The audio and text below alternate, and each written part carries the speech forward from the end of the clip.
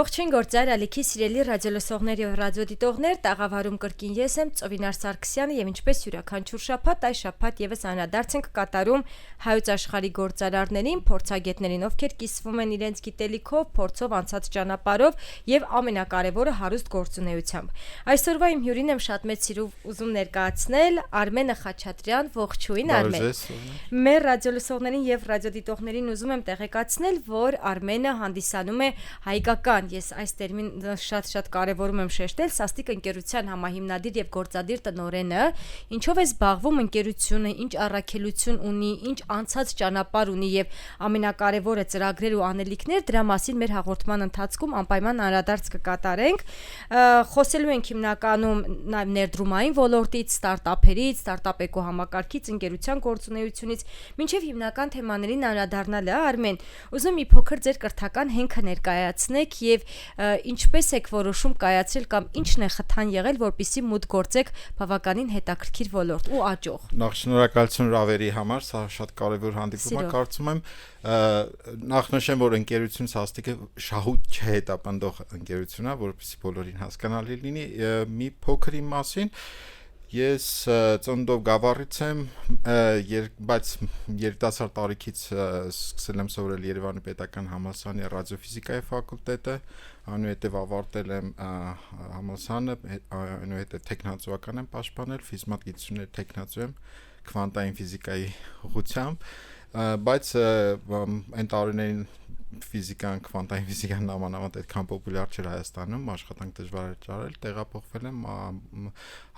թվային միկրոէլեկտրոնիկայի ոլորտ, որտեղ իմ մասնագիտությունն է նաև համալսարանից, սկսել եմ ուրեմն hardware design, տենց ասենք, հա, թվային դիզայնից Հայլինկում, այնուհետև Synopsys, այնուհետև Հարավային Կորեայում տեղափոխվել, Samsung-ում եմ աշխատել, այնուհետև տեղափոխվել եմ Միացյալ Թագավորություն Քեմբրիջ, վերջին 14 տարին այնտեղ եմ, ավել աշխատել եմ Arm-ում, հիմա Apple-ում։ Հրաշալի է։ Երկար կարիերա տարբեր մեծ ու տարբեր կուլտուրաներում, ասենց ասեմ։ Ես այստեղ մեկ կարևոր բան եմ ուզում այսպես արմատացած նշել մեր բոլոր ռադիոլսողների եւ ռադիոդիտողների համար, քանի որ իրապես STEM ուղղվածությամբ մասնագիտությունները շատ դեպքերում կամ անտեսվում են ֆիզիկա, քիմիա, մաթեմատիկա, կենսաբանություն։ Ես ուզում եմ այստեղ ամենաառանցքային բանը վերցնել, որ ձեր մասնագիտական հենքը հենց ֆիզիկայի, այսինքն STEM ուղղվածությամբ է եւ ամենակարևորը դա չի խանգարել, որպեսզի դուք մոտ գործեք գործարար ոլորտ, որովհետև նաև այստեղ կարծրատիպային մտքեր կան, որ ֆիզիկները, կենսաբանները, քիմիկները, մաթեմատիկները շատ տենց մեծ շանս չունեն, հա։ Չէ, ընդհակառակը, իսկ թվում է նույնիսկ օգնել է, այսա Սաստիկի մասին որ խոսենք, մենք տեսնենք մոդելի մշակում հենց եկել է նրանից, որ ոնց որ համակարգային պատկերացում ունես աշխարհի մասին, փորձում ես դու ինչ որ համակարգ ստեղծես, որը կարող աշխատի։ Երևի խնդրեմը նրանում է, որ ոչ թե խնդրեմը առանձնահատկությունը նրանում է, որ այսինքն ֆիզիկները, քիմիկները մենք ավելի շատ սիրում ենք մեր աշխատանքը, քան թե մարդկանց հետ աշխատել, մարդկանց հետ շփումը եւ ստեղծել այդ գիտելիք, այսինքն համակարգեր իրական այլ աշխարհներում, այսինքն մարդկանց աշխարհում։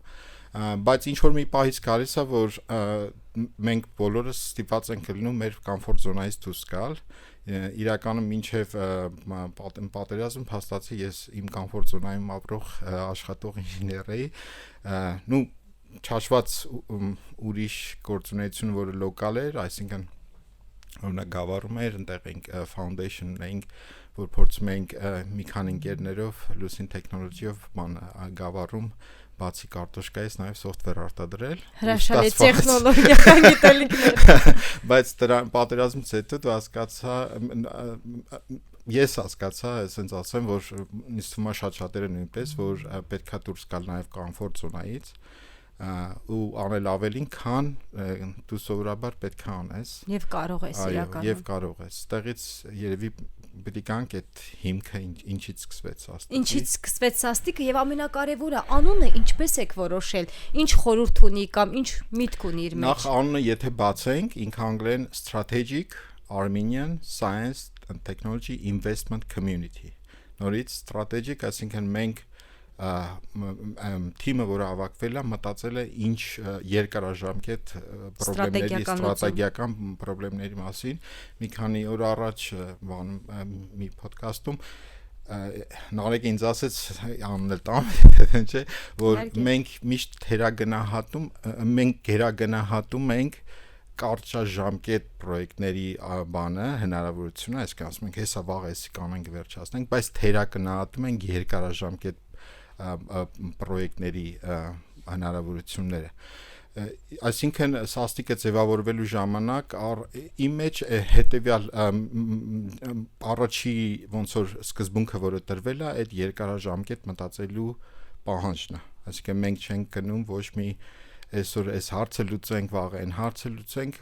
ու դա պատճառ ունի, որտեվ եթե մարդիկ աշխատել են մեծ կորպորացիաներում եւ այլն, նրանք հասկանում են, որ ցանկացած տեխնոլոգիա, որը սեղանին է հայտնվում, նրա հետևում մի քանի տարիների քրտնաջան հազարավոր մարդկանց աշխատանք է նստած։ Ու հետեւաբար մենք չենք կարող մեր խնդիրները մի օրում լուծել, կամ մի ամսում, կամ մի տարում։ Բայց երևի կանք ինչ խնդիր ենք ուզում լուծել, չէ, որտեղ ամեն ընկերություն իր խնդիրն է ուզում լուծել։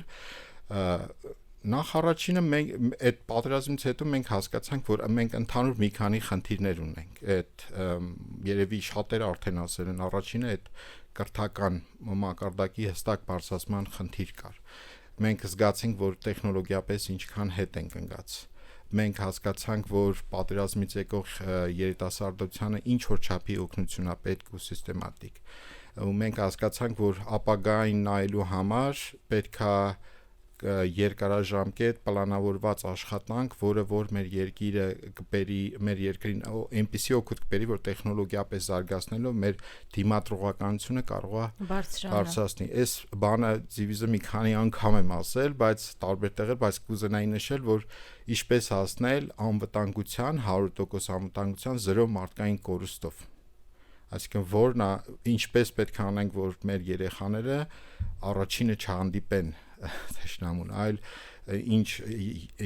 ենթակառուցվածքներ համակարգեր ստեղծել, որպեսզի տեխնոլոգիական միջոցներով մենք հասնենք մեր անվտանգությանը 0 մարդկային կորուստով։ Այդ իմ երազանքն է կամ նպատակը, բայց եւ հնարավոր է։ Իհարկե հնարավոր է, կարևորը միշտ նպատակը չափելի նպատակ դնել ու որոշել ժամկետները, այսինքն հնարավոր է մի տարում, երևի չէ 2, չէ, բայց 5, գուցե 10 շատ հնարավոր է, եթե նպատակասլաց աշխատանք լինի։ Այս մտքերը հիմա է ավելի կարգավորված, բայց երբ որ հավաքվեցինք, այսինքն սաստիկի անդամ, ես կոչով դիմեցի մեր ընկերներին, մի խոսքով բոլորին, որ հավաքվել եւ մտածել ինչ կարելի անել ու զարմանալիորեն մի քանի 100 պրոֆեսիոնալներ աշխարհի տարբեր կետերից միացան գաղափարին, որ կարելի է ինվեստիցիոն ֆոնդ ստեղծել, այն ժամանակ տենց էինք սկսել, որի միջոցով մենք ինչ որ մաս կտրամադրվի կրթությանը, հետո ստարտափերի ձևավորմանը ու մեր երիտասարդները, ովքեր բանակից են գալի, աշխատամություն ունեն, այդ ստարտափերում իրանց համ աշխատատեղ ստեղծել, համ էլ ստարտափեր, որոնք կարող են նպաստել ստրատեգիկ ուղղությունների զարգացմանը։ Այսինքն, մի քիչ բարդ համակարգ էր, բայց որը նաև պետքա կայուն զարգացող լիներ, այսինքն ժամանակի մեջ ոչ թե մեռներ այդ նախաձեռնությունը, այլ զարգանար, որտեվ այդ տիպի փակ շղթայով զարգացող համակարգի մասն ենք հիմա փորձում խոսել ու կբացենք երևի մանրամասները։ Շատ լավ, եթե այս կտորը ամփոփենք, Արմեն, կարող ենք ձևակերպել, որ սաստիկը ընկերություն է, միջավայր է, մարդիկ են, գաղափարներ են, որը որ միտված է կրթության, փորձի, ներդրումների միջոցով երկարաժամկետ ազդեցություն ունենալ միջավայրում, հատկապես տեխնոլոգիական լուծումների, եթե այսպես ավելի գլոբալ տեխնոլոգիական ուղղությունների ու հիմքում ունենալով այո երկարաժամկետ լուծումները։ Նախ առաջին այդ մարդիկ են, որտեղ մեր բյուջեն ձևավորվում է սաստիկի անդամներ, այսինքն ամեն մեկս մենք հավաքված ամսական կամ տարեկան մեր բյուջե, մեր բանը ֆոնդը որոշակի փոքր գումարներից, մեծ գումարների մասին ոչ է խոսքը, ներդրում ընկանում ու այդ նույն մարդիկ կառավարում են սաստիկը, այսինքն մեր ձևավորվող խորհուրդը ձևավորում է այս նույն մարդկանցի սաստիկի անդամներից, իրանք ընտրությամբ ընտրում են խորհուրդը ընտրում է նաև կառավարիչ, կառավարիչը ներկայացնում է իր պլանը, թե ինչ արվելու մոտակա տարին, ամեն տարի մենք ընդհանուր ժողովներ ենք ունենում ու այդ ֆոնդից եկած գումարները կոնկրետ process-ներով անցնելով, review-ներով անցնելով, այսինքն ինչ որ եթե ծրագիր դիմել է մեզ, մենք այդ ծրագրին ինչ որ կոնկրետ քայլերի հերթականությամբ անցնելով ֆինանսավորում ենք կամ ինվեստիցիա ենք անում։ Արդյունքում մենք ստանում ենք մի հատ բյուջե, որը ինվեստիցիան տարբեր ընկերություններում, որոնք կարևոր են եւ ստրատեգիկ Հայաստանի համար, եւ այդ ընկերությունները, եթե Աստված դա հաջողության հասնեն, մենք հույս ունենք, որ շատերը կհասնեն, իրանց տված դիվիդենդները սաստիկին է գալիս նորից, բայց արդեն դա ուղղվելու է այն մյուս ընկերություններին։ Այսինքն օգնելով մեկին, մեկը բարձրանում է եւ այդ աճը նպաստում է մյուսների, նաեւ լրացուցիչ այլ ընկերությունների աճին։ Հիմա պատկերացրեք Շարունակական շղթա է կապահովում։ Հենց է դա, որ շարունակական շղթա է ու կառավարվում է ընկերության այդ ստեղծողների միջոցով, այսինքն ոչ թե մի հոգի, այլ երկու հոգի, այսինքն ընդհանուրի շահն է դրած բանի մեջ, եւ մոդելն այնց է, որ ժամանակի մեջ պետք է աճի, իմ երազանքն է, որ ինչ որ պահի մենք ունենանք լավ կառավարվող ֆոնդ, հա, non-profit ֆոնդ, այսինքն մի ֆոնդ, որը որ բոլորիս է, ասենց ասեմ, որին մեր երիտասարդները, որ ավարտում են ձեր բիզնես դպրոցը, օրինական, իրանց իդեան ունեն, ինչ որ բան արել են, ֆինանսների եւ մասնագիտական խորհրդատվություն ունեն, դիմում են սաստիկին, ստանում են ինվեստիցիաները ու իրանց կյանքը կառուցում են նորովի։ Հրաշալի է, իրականում ինչպես մենք ենք, այսպես գաղափար ունենք, նաև pass on the knowledge, փոխանցիր գիտելիքը, այս դեպքում ըստ էության դուք հաջողություն եք փոխանցում, հա, եթե վերացական փիլիսոփայական մակարդակում վերցնեք, որովհետև ներդրում եք անում X ընկերությունում, X ընկերությունը հաջողում է, դիվիդենդներ է տալիս, դա գնում է հաջորդ ընկերությանը եւ բոլորը նաև մեկը մյուսի հաջողության մեջ իր կարևոր ու առանցքային ներդրումն է ունենում։ Դուք լրիվ ճիշտ եք ասում ու բանը մոդելի մյուս մակարդակը, որին Աստված տա հասնենք, այդ ընկերությունների ցանցի կառուցումն է, երբ որ ընկերությունները ոչ թե մտածեն իրար հետ կապիտալիստական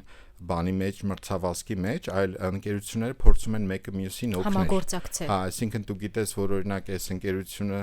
բանը, այսինքն եթե դու ունես 10 ընկերություն, գիտես նրանք ինչով են զբաղվում, հնարավոր է այդ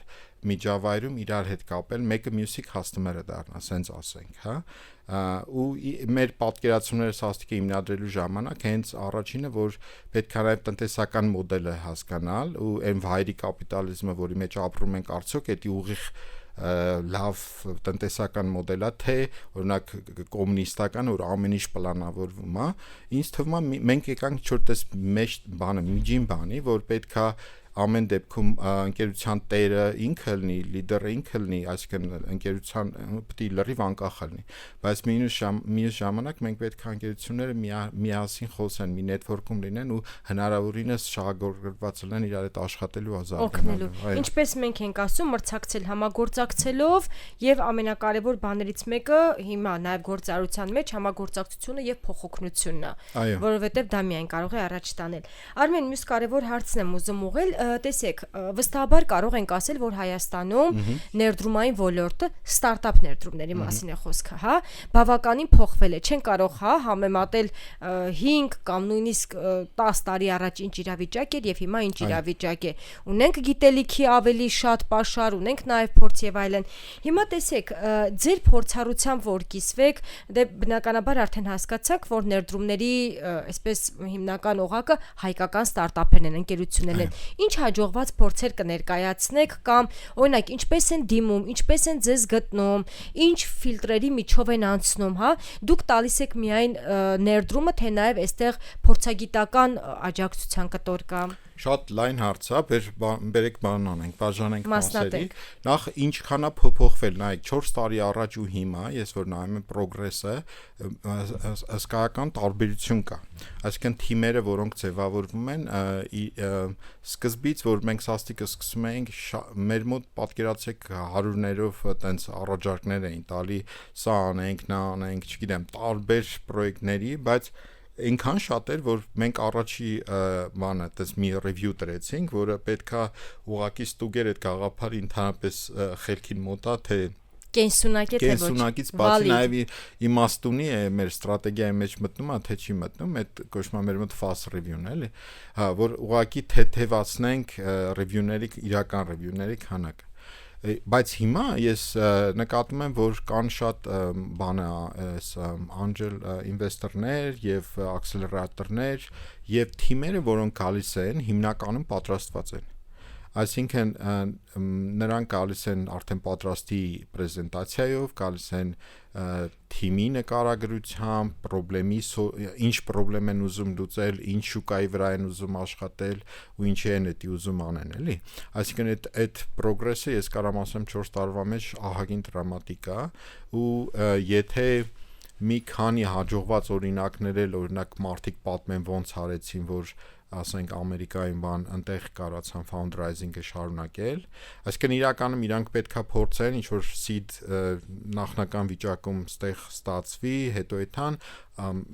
ուրիշ երկրներում նաև շարունակեն Ամերիկայում այս դեպքում fundraising-ը անել ու դառնան multi-million կամ multi-billion, չգիտեմ, ընկերություններ։ Հիմա ես տեսնում եմ, որ դա կա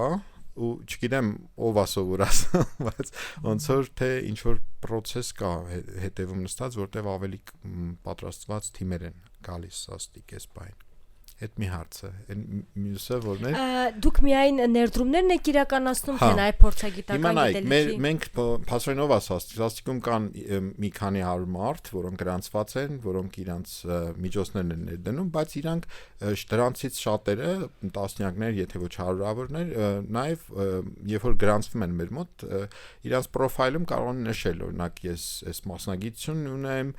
պատրաստ եմ օգնել կամ խորհրդատվություն տալ եւ այլ եւ այլ։ Այն դեպքերում, երբ որ մենք տեսնում ենք, որ բան կա, մաչ կա, էլի, ոնց որ այս ընկերությանը, այս ինչ ոլորտի մեջ է, այս մարդիկ, այս ինչ տեղն են աշխատում, կարող է պիտանի լինել, մենք փորձում ենք կապել իրար, այսինքն հանդիպեք, խոսեք, խորհրդատվություն տվեք եւ այլն։ Բացի այդ նաև այդ մի ճանապարհն է, որ սաստիկի հիմքերում է դրած, որ սփյուռքում ապրող կամ սփյուռքում էլ չէ նույնիսկ ցանկացած պրոֆեսիոնալ, որը փորձ ունի, կիսվելու հնարավորություն ունի եւ ցանկություն ունի, որտեւ իր արժեքային համակարգն է տենց, հայ դիպտի կան երևի խոսանք նաև արժեքային համակարգից, որտեւ սաստիկիում հավաքվում են շատ կարևոր է այդ արժեքային համակարգը, որտեվ առանց արժեքային համակարգի մի քիչ մարդիկ չեն հասկանում, ոնց կարելի է համ բան անել, donation անել, համ օգնել առանց որևէ բանի դիմաց, էլի։ Միշտ հարցը տալիս են, բա իր օգուտը որն է։ Բա իր քյարը որն է, դες կներեք բարի համար, բայց այդ բանը ցածր արժեքային համակարգի վրա, եթե մարդիկ ինչ որ մարդիկ բարձրանում են այդ արժեքային համակարգից, որ հասկանում են իրանք բացի իրանց անձնական կյանքից եւ անձնական շահից կա կոլեկտիվ պատասխանատվություն, մենքի գաղափար ու բոլորս մենք վերջին հաշվով այս երկրում ենք, այստեղ ենք ապրելու ու մանավանդ ուզում եմ ասեմ լավ բանը պրոֆեսիոնալները, որոնք իրանց կյանքը կարգավորել են ամեն ոչ բանի խնդիր չունեն, իրանք պարտավոր են միանալ ինչ որ հասարակական գործի, կարևոր չէ սաստիկին չեմ ասում, բայց ընդհանուր առմամբ պետք է իրանց ներդրում ունենան ընդհանուրին մեծ տարիքի մարդիկ պարտադիր մեծ տարիք նկատի ունեմ 40-ից բարձր ովքեր արդեն կայացել են, հաջողել են, ինքնաբավ են իհարկե դե որտեվ երիտասարդը ինքը իր հոգսերով է իր տունը պետքա սարքի եւ հարցեր խն երեխաներ մեծացնի եւ այլը բայց երբ որ ինչ որ պայից մարդիկ այդ հարցերը լուծում են իրանք պետքա մի քիչ այդ արժեքային համակարգով իրանց կան նմանատիպ օգնություն բայց ես շեղվեցին երևի քո հարցից դուով դիմել լավ է ինչպես կարող եք հիմա այդ մասնագիտական մյուս բանը որ ոչ թե ուղակի օգնություն է այլ ստացվում է որպես ոնց որ արդյունք երբ որ թիմը գալիս է իրան հարցերը ինվեստորի հետ աշխատելը այդ ոնց որ դառնում առաջին տրեյնինգ պատկերացրեք ձեր դպրոցում թիմը ավարտել է իրան ռեալ ինվեստորի մոտ է պետք է տալ ռեալ մարդիկ որ իրան ռեալ հարցեր են տալի իրանց անգլերեն ասած challenge են անում թե ինչ սա ոնց է անելու նա ոնց է անելու ոնց է պլանը այսինքն այդ թիմերը նաև իմ բանա որ ստանում են բան այդ տիպի փորձառություն եւ երրորդը մեր մոտ նաեւ կան angel investor-ներ, թիմ սաստիկի անդամները, որոնց համար թիմը դառնում է տեսանելի։ Ավելի շոշափելի, այսինքն իրանք գիտեն կարող է ուրիշ ինվեստիցիոն բաներով, հա, միանան այդ թիմերին մի ինվեստիցիա անեն, այսինքն տեսանելիություն է տալիս նաև թիմերին։ Սենց Շատ շնորհակալություն Արմեն, իրականում այն առաքելությունը, այն գաղափարը, որին որ միտված է Սաստիկը, ես իրապես շատ կուզենամ, ինքս բավականին երկար ժամանակ է հետևում եմ ձեր գործունեությանը, բավականին լավ ծանոթ եմ ձեր գործունեությանը եւ իսկապես կուզենամ, որ մեր ռադիոլսողներից եւ ռադիոդիտողներից շատերը հատկապես այն անհատները, ովքեր որ ցանկանում են մուտք գործել գործարարության ոլորտ, ստարտափ ոլորտ, ամենակարևորը զբաղվեն արժեք ստեղծելով, ստեղծարարության միջավայրը բարելավելով, ձեր մասին իրազեկված լինեն, ձեզ դիմեն, բոլոր հարթակներում բավականին լավ ներկայացված եք Facebook, Instagram, LinkedIn-ում, ձեզ կարող են հենց կապի դուրս գալ, ձեզ հետ կապ հաստատել եւ ուզում եմ որ մենք մի փոքր խոսենք նաեւ ձեր ապագա ծրագրերի մասին, հա, ինչ հետաքրքիր նորություններ, ծրագրեր ունեք, որոնք որ եւս արժանի են լուսաբանման կամ ներկայացման։ Հիմա նայեք, մենք այս 4 տարվա մեջ, չգիտեմ, մոտ 20 պրոյեկտներ, երևի չեմ նշում թիվը, մոտ 20 ասենք, հա, պրոյեկտների ֆինանսավորում ա եղել, դրա մեջ եղել են եւ գրանտներ, այսինքն դպրոցներին, համալսարաններին կամ համալսարաններին չէ, բաներին, ինստիտուտներին, հա, research հետազոտական թիմերին եւ որոշ ընկերությունների, որոնք deep tech-ով են զբաղված, այսինքն խորացված ինչ որ գործ են անում, հա, այս փորձը մենք կուտակել ենք այս պահին ու ոնց որ այդ process-ը սկսել է աշխատել, անցած տարի մենք շատ ուրախ ենք, մեր առաջին ընկերությունը ոնց որ սկսեց արդեն AIP Scientific-ը positive անունենալ ու նաև Սաստիկին իր բաժին տալ, որը շատ լավ էր, այսինքն process-ը աշխատեց։ Հիմա մեզ այս պայն ինչա պետք անել։ Նախ առաջինը, որտեվ process-ը գնացել է, աշխատել է, թիմը set-up եղած, այս ամեն ինչ հարված, այս հսկայական աշխատանք է, էլի, իրական տակը նստած, մինչև այդ ֆինանսական set-up-ներից սկսած, թիմերից, կոմիտիներից, ֆիլտրացիա, մի խոսքով այդ ամեն ինչը ահագին հսկայական եւ ենթակառուցվածքներ է դրվել։ Ես թիմի հետ մտածում ենք մենք լայնանանք երկու իմաստով, առաջինը մենք ուզում ենք մեր պատմությունը պատմենք մեր բոլոր ընկերներին, ես հիմա LinkedIn-ով շատ ինտենսիվ գրում եմ բոլոր հայերին գրեթե ու մեր թիմը փորձում է անհատական 1-to-1-ով, 1-to-1-ով ոնց որ ներկայացնի պատմությունը մեր ու ներգրավի որպես դոնոր Սաստիկին, որպես Սաստիկի անդամ, այսինքն մեզ պետք է մեր բյուջեն մեծացնել, որպեսզի ավելի շատ ընկերություններում կարողանանք կարևոր ընկերություններում ներդրումներ անել։ Այդ բանի մասով, երկրորդ մասով մենք մտածում ենք ոնց նաև ոնց որ non-profit-ի, այսինքն շահույթի հետապնդողի հետ երկրորդ ճյուղը բացվի, որը որ նաև այս մարդիկ, ովքեր անհատական ինվեստիցիայի բան ունեն, իրանք տեսնելով այդ թիմերին, հա, այդ ճյուղով կարան ուղիղ ինվեստիցիաներ անել, այդ էլ մյուս բանն է։ Մեր մոտ արդեն ոնց որ Հայաստանում փորձը կա, ուզում ենք իրանց այդ թիմ մարդկանց հետ աշխատել, տեսնել ոնց կարելի է համագործակցել, որ այդ բանը ստացվի։ Այսինքն վերջին հաշվով պետքա մենք ստանանք մի հատ այտենց մեծ շահույթ հետապնդող ֆոնդ, որը կարող է մեր երիտասարդության մեջ երիտասարդության ստեղծած խնդիրներում ինվեստիցիա անել եւ ուղղորդել ստրատեգիկ ուղղությունները։ Որը շատ կարևոր։ Ինչի համար ստրատեգիկ, որտեվ նայեք մեզ վերջին հաշվով մի հատ օրինակ բերեմ, որ մեն պատերազմի ժամանակ փորձում էին մի քանի օրում բան սարքեին, ասենք, անօթաչու ու նայում ես ու ծաղում ես, էլի ոնց կարելի է 3 օրում սարքել, բայց որպեսզի ինչ որ բան սարքվի, վերջին հաշվով կամ ինչ որ բան արվի, պետք է ընկերություն, այդ մեր capacity-ն է իրական, ունակություններ պետք են, ունակություններ ասելով մենք հասկանում ենք ընկերություններ, մարդիկ, գիտելիք եւ այլ, այդ ունակությունները սարքելը մի քանի տարիներ կտևի, հետո այդ ունակությունների իման վրա մեծ պրոյեկտներ աշխատացնելը, դա արդեն երկրորդ բանն է։ Եվ եթե Սաստիկը հասնի այնքան ֆոնդի, որը կարող է ինքը իր պրոյեկտը, մենք ունենք մեր պրոյեկտների ձյաները, բայց դրա համար ավելի շատ բյուջեներ է պետք, որ կարողանանք ռեսուրս իրականացնել։ Նայեք, մեր մոտ իրականում ոչ թե խնդիրը ինձ թվում է տաղանդի մեջ է, այսինքն մենք տաղանդ չունենք, այլ կազմակերպելու ու տենց մտածելու, որ այս ուղղությունը ոնց ենք տանելու, այսինքն commitment-ա պետք ու երկարաժամկետ մտածելակերպ է պետք, նպատակներ դնել է պետք, ասենց ասեմ։ Հիմա երբ որ բյուջեն, այսինքն ինչ որ մասից կհասնի, որ ինքը կարող է սաստիկը որոշի ինչ ուղղություններ սկսի պրոակտիվ զարգացնել, որտեղ հիմա մենք ավելի շատ լսում ենք ով է գալիս, բայց հնարավորություն կա նաև պրոակտիվ ուղղություններ ընտրել, օրինակ ասել այս ուղղությունն ենք զարգացնում, այդ ուղղության վրա ինչ որ չափանիշներ դնել ու սկսել թիմեր հետ աշխատել, որ այդ ուղղությունները զարգացնել։ Շատ լավ, նաև այստեղ Արմեն ուզում եմ մեկ կարևոր բան նշել, որ իրականում ամենաառանցքային կետերից մեկն է վերցրել ստրատեգիական մտածողությունը եւ գործողությունները, քանի որ իրապես նույնիսկ ստարտափ ոլորտում, երբ դու երաշխիք չունես, որ քո նախագիծը կհաջողի կամ դու հաջողությամբ ելք ունենաս, միևնույն է, պետք է երկարաժամկետ ծրագիր ունենաս եւ ես կարծում եմ, որ մեր ձախողումների հիմքում ընկած առանցքային բաներից մեկն էլ հենց երկարաժամկետ պլանավորման բացակայությունն է, այսինքն համակարգեր, process-ներ, մարդիկ ու երկարաժամկետ պլանավորում։ Սա այս համակարգը եթե լինում է, կարծում եմ անհնար է ձախողել։ Շատ լավ բան եք, այդ երկարաժամկետության մասին մի քիչ բացենք, հա, այդ թեման։ Այո։ Դե երկարաժամկետ ծրագրեր կարող է բան անել,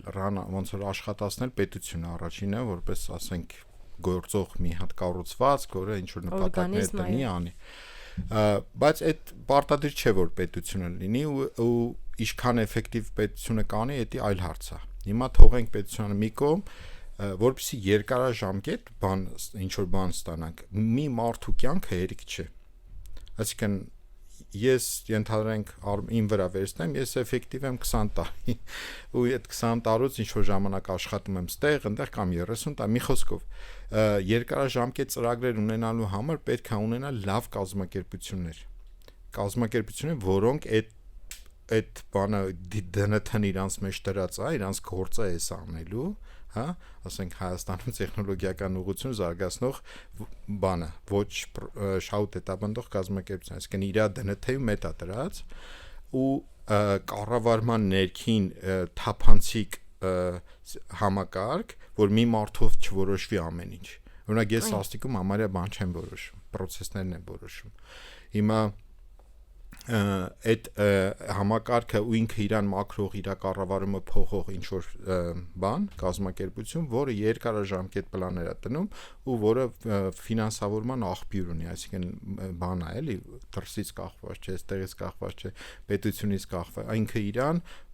ու դա բանը հասարակության համար է այդ ամեն ինչը։ Իմ կարծիքով մյուս մակարդակը, որ մենք պիտի գնանք, այդ տիպի կազմակերպությունների ունենալն է, ոչ թե մենակ տեխնոլոգիական ոլորտում, այլ տարբեր ոլորտ։ Չնայած մեր մոտ կան, այսինքն ես նես չէ որ չկան, մի քանի այտենց non-profit-ներ կան, որոնք ինչ որ բանի վրա իրանց ուշադրություն, չգիտեմ, ասենք որը վերցնենք, օրինակ ոման, ինքը ինչ որ ուղղության վրա vision-ով, հա, non-profit-ը աշխատում է ու հասարակությունը իրան օգնում է։ Իրական դպրոցը, հիմա սաստիկն է, այսինքն այս կազմակերպությունները, որոնք որ ստեղծվում է ոնց որ ժողովրդի ծոցից, պետք է ժողովուրդն հասկանա իրանց կարևորությունը ու իր օգնությունը տա, այս սրանք էլ այնքան մաքուր ու արդար իրանց նպատակի, որը որ դրել են, դրա հետևից գնան։ Այդ դեպքում կստանանք ոչ թե մի հատ մեծ գլխով պետություն, որ ամեն ինչ պետք է անի, այլ լիքը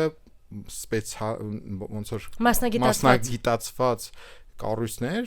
հանրային կառույցներ, որոնք կոնկրետ ուղղությունները երկրում կզարգացնեն։ Հրաշալի է։ Այստեղ ուզում եմ նախավերջին հարցը ձեզ ուղղել, Արմեն, քանի որ շատ այսպես խոսքի մեջ էլ նշում եք երիտասարդներ, ստեղծարար մարդիկ, ինչ խորհուրդ։ Իրականում կարծում ենք մեծերի վայելելու ժամանակն է, մենք ոնց որ իրենց ավելի լավ դիրք ու լավ այսպես պաշտոն ենք տալիս այս դեպքում, դե բնականաբար էներգիայի ռիսկի դիմելու, գիտելիք ստանալու մասով երբեք ժամանակի սահմանափակում չկա, բայց ինչպես դուք նշեցիք, մենք ունենք արդյունավետության տարիներ, հա, արդյունավետության ժամանակահատված, որը որ պետք է լավագույնս օգտագործենք։ Ձեր խորհուրդը, միտքը կամ ինչպես ես սիրում եմ այդ հարցը տալ, եթե օրինակ 10, 15, 20 տարի հետ գնայիք, ինչ կուզեիք, որպեսզի Արմենը իմանար, որը որ իրեն մի քանի քայլ ավելի առաջ կտաներ կամ շատ լավ կլիներ, եթե տիրապետեիք դրանց։ Ես մի քանի անգամ տարբեր տեղեր դες խոսակցությունների մեջ ասում եմ, որ այն կարևոր գիտելիքը, որ մեզ կյանքում պետքա, չենք սովորում դպրոցում, ոչ էլ համալսարանում։ Այսինքն մեզ ոչ ոք չի սովորացնում ֆինանսների հետ ոնց աշխատել, մեզ ոչ ոք չի սովորացնում ինչ բանա կազմակերպությունը, ինչ բանա ՍՊՀ-ն, ոնց են օրենքները գործում, ինչի մենք պետք է գնանք ընտրությունների, ինչ բանա կուսակցությունը, մենք ոչ ոք չի սովորացնում ու մենք ինչ որ բաների մեջ ենք ապրում, թե դա լավ օրինակ բան է, այտենց թեզ կա, որ կուսակցական լինելը վատ բան է, էլի ոնց որ բան միֆա չէ, ոնց որ կեղտոտ բան է, էլի մտնել քաղաքականություն կամ կուսակցություն, այսինքն ինչ որ բառեր է սարքում, որ այդ ուղղության մեջ երիտասարդությունը չմտնի, որ այնտեղ հանգիստ ինչ ուզես անես։ Այսինքն պետքա կամ ՍՊՀ բացելը, դա բարդ բան է, սահմանափակ կամ ընկերություն կազմելը բարդ բան է կամ չգիտեմ ոչ ՀԿ բացելը էլի վատ բան է կամ այսինքն ասածին է երիտասարդները պետքա իմ կարծիքով բացի մասնագիտականից պետքա սոցիալական այդ կառուցվածքների մասին լավ գիտելիքներ ձեռք բերեն, այսինքն հասկանան ոնց կարելի է արագ օրինակ ոչ ՍՊՀ բացել, ինչ է ՍՊՀ-ն։ Դու թղթի վրա մի բան գրում ես ու ստանում ես մի հատ հսկայական գործիք, որը կարա վարկի դիմի, ինչ որ գործունեություն սկսի եւ այլն։ Այդ գործիքներին պետքա ծանոթանալ, այսինքն ինչ բան է ՀԿ-ն, ինչի համար է այդ պետք բացել, ոնց կարելի է համագործակցել, ինչ բան է, ասենք կուսակցություն, ինչի պետք է կուսակցությանը համար վոլոնտյոր լինես, որտեվ քո երկարատև նպատակներում պետքա այդ գործիքներն օգտագործես։ Այսինքն բացի այն ստանդարտ, որ ասում են սովորել դպրոցում ինչ կա, այդ սովորեք այդ երիտասարդները, բայց ես խորհուրդ կտայի նաև մտածել այդ հասարակական կարևոր կառույցների մասին լավ գիտելիք ունենալը ու ոնց կարա դա օգտագործել։ Պատասխանատու քաղաքացի ձևավորելու առանցքային բաներից է, հա, երբ որ դու պատասխանատու եւ հարուստ Այո։ Արեք ստեղից, եթե դուք ուզում եք հարուստ լինեք, դուք պետքա այդ մենակի բանից դուրս գալ, մտնել ավելի абստրակտ կառուցվածքների մեջ, օրինակ ՍՊՀ-ի մեջ, ՍՊՀ-ն ինչ է, ոնց են մարդիկ հավաքվում, ոնց են պայմանագրեր կնքում, ոնց են բանանում, այդ ՍՊՀ-ի միջոցով դու միայն կարաս հարստանաս, դու ասենք գյուղատնտեսության վրա եթե թանկ ավելի բարձր օրինակ բանի բանի այդ սեփականաշնորհումից հետո ենթադրենք որ թանկ գյուղեր շատ գյուղերում կտրտված ամեն գյուղացին իր այդ հողի վրա 20 սոտ կամ 100 սոտ չգիտեմ ինչքան այս 20-30 տարի տանջվում է ու իրանց հանրային բարիք էլ չեն կարողանում ստեղծել միայնակ ստեղծում են ինչ որ չափ սենց ասենք ոչ թե չեն ստեղծում այլ ինչ որ չափ բայց իրանք չեն հարստանում բայց պետքա այդ հիմիկվա գյուղացու երեխան մտածի ոնց է ինքը միլիոնատեր դառ, ոնց է հարստանալու։ Ոնց է միավորելու բոլորը։ Այո, հիմա այդտեղից հետո արդեն հենց այդ հարցը տվեցին, որ ոչ թե ոնց որ իմ papan maman են արել այսքան տարի նույն բանը ու ոչ մի բան չի փոխվել, այլ ինչ ենք անում, որ կոոպերատիվ ստեղծենք, օրինակ կոոպերատիվը ինչ է, խիեն ուրիշ երկրներում սարքել, ինչի մեր մոտ չեն սարքել, կամ ոնց կարելի է հողերը միավորել, կամ ոնց կարելի է ինչ որ ձևի միավորվել, չգիտեմ, գյուղատնտեսական գործիքներ առնել, որ մյուս տարի մեր եկամուտը ենթադրենք 20%-ով շատ լինի։ Այնպես հիմա դպրոցից դուրս եկած երեխան գյուղում այս գիտելիքները չունի բնականաբար։ Եթե չունի, նա կյանքում չի հարստանալու։ Եթե ինքը չի հարստանում, մենք բոլորս չենք հարստանում։ Հետևաբար, չգիտեմ, այս խնդրի այս բացը ոնց պետք է լուծվի, բայց օրինակ տարբեր երկրներում ինձ թվում է ինչ որ դպրոցներ կան, որ այդ կառավարումը, այդ ոչ ստամ, ասենք գումարը ինստիտուցիոնալ գիտելիքները մատուցում են, որը ոնց ինստիտուտ ստեղծես ու ոնց կառավարես այդ ինստիտուտները։ Այդ բաների վրա կենտրոնանան ու աշխատեն ուրիշ ինստիտուտների հետ միավորվեք կամ բան արեք ասում collaborate կամ or die Համագործակցիր, այո, իրականում էլի կարևոր բան եք նշում, որովհետև դա ամենաառանցքային բաներից մեկն է եւ հաջողելու կարևոր պայմաններից մեկը իրապես, ինչպես մենք նշում ենք, անդադար կրթվել, համագործակցել ու փոխօգնություն։ Առանց դրա գրեթե անհնար է ու իրապես հատկապես 21-րդ դարում մեր օրերում միայնակ մարդը ոչինչ չարժե։ Ու երկար, ինչպես ասում են, միայնակ ոնց որ արագ կգնաս, բայց հեռու չես գնա, հատկապես որ հիմա իսկապես աշխարհը բաց է շատ համագործակցություն հնարավորությունների, գիտելիքի փորձի Այո, առջև։ դա ենթադրում է նաև լեզվի իմացություն անպայման անգլերեն սովորեք։ Այո, որպեսզի հասանելիություն ունենաք միջազգային շուկաներին։ Շատ շնորհակալություն Արմեն, ու նաև ուզում եմ այսպես վերջին հարցը ձեզ տալ, ինչ գիրք եք կարդում, եթե գիրք կարդալը որպես այդպեսին ձեր օրակարգի մեջ կա։ Ես երազում եմ գիրք կարդալ, ցավոք շատ ժամանակ չունեմ, վերջի գիրքը որ կարդացել եմ, մինչև վերջ, այդ հեղինակը չեմ հիշում, գրքի անուն De Gaulle, նպատակ։ Շատ լավ գիրք է, ովքեր ուզում են ինչ-որ ստարտափերում են աշխատում կամ ինչ-որ բան են ուզում ստեղծեն կամ մեծ կորպորացիաներում են աշխատում, ուզում են իրանց process-ները լավացնել, այդ գիրքը De Gaulle նպատակը, այդ շատ լավ գիրք է, ֆիզիկոս գիտնականի եւ ինժեների բանը միքսարված մտքերներ։ Չէ, ֆիզիկոս, մի խոսքով բանը, մենեջերը հանդիպում է գիտնական ֆիզիկոսին, հա, ու իր բերեք ասենք լավ մի երկու բառ բանը գործարան արդեն քանդվելու եզրին է, մենեջերը գիտի որ 3 ամսից պետքա փակվի ամբողջ բանը ու հանդիպում է գիտնական ֆիզիկոսին ու ֆիզիկոսը քիչ-քիչ իրան խորհուրդներ է տալի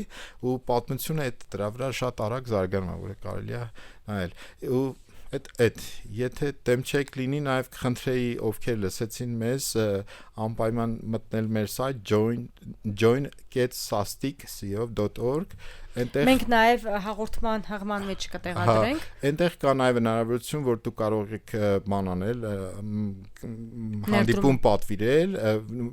մենք ես կամ իմ թիմակիցներից մեկը կմիանա, ես կպատմի ավելի մանրամասներ, ինչ ենք անում, ոնց ենք անում, մենք կարիք ունենք համախոս սաստիկցիների եւ նոր ստարտափերի, որոնք ուզում են ֆինանսներ։